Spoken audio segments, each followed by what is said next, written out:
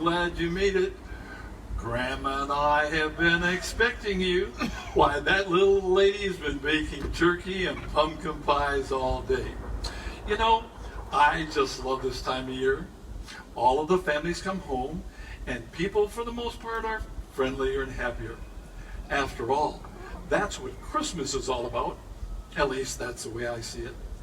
You know, a long, long time ago, there was a man who taught us how to have that kind of spirit all the time.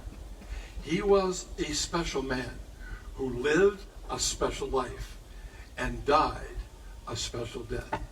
Many wondrous things happened to this man. One of the most wondrous was his birth. Let me tell you about the night he was born.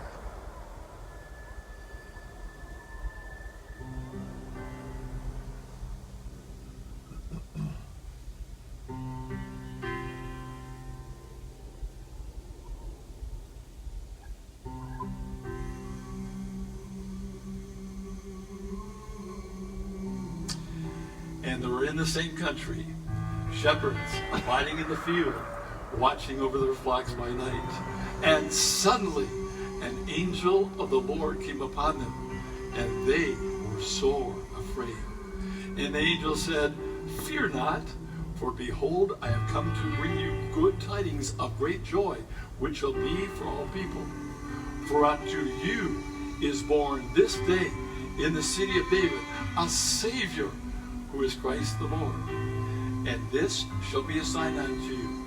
You shall find the babe wrapped in swaddling clothes and lying in a manger."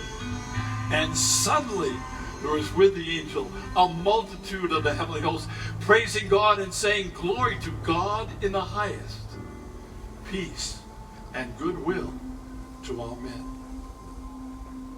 After the angels had left them, they went and found Mary, Joseph, and the babe lying in a manger. Later, wise men from the east came saying, "Where is he who is born King of the Jews? For we have come to worship him, because we have seen his star in the east." And lo, the star which they saw in the east went before them, until it came to rest over the place where the child was. And when they saw that child, they knelt down and worshipped him, and offered him great gifts of gold, frankincense, and myrrh. Yes, they offered many great gifts to the child.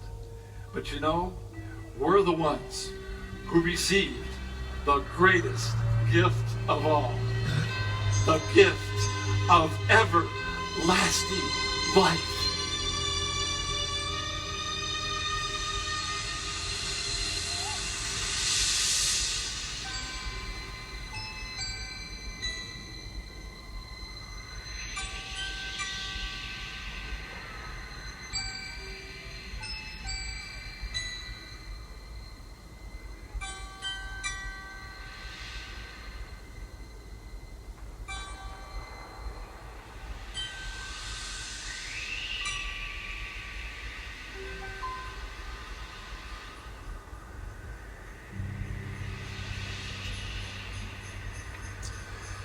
Isn't that a wonderful story? Well, I better get this firewood back into Grandma before that fire goes out in the cook stove. I sure am glad you kids made it home for Christmas. My prayer is that everybody can. Until our next meeting, may God richly bless you, and Merry Christmas!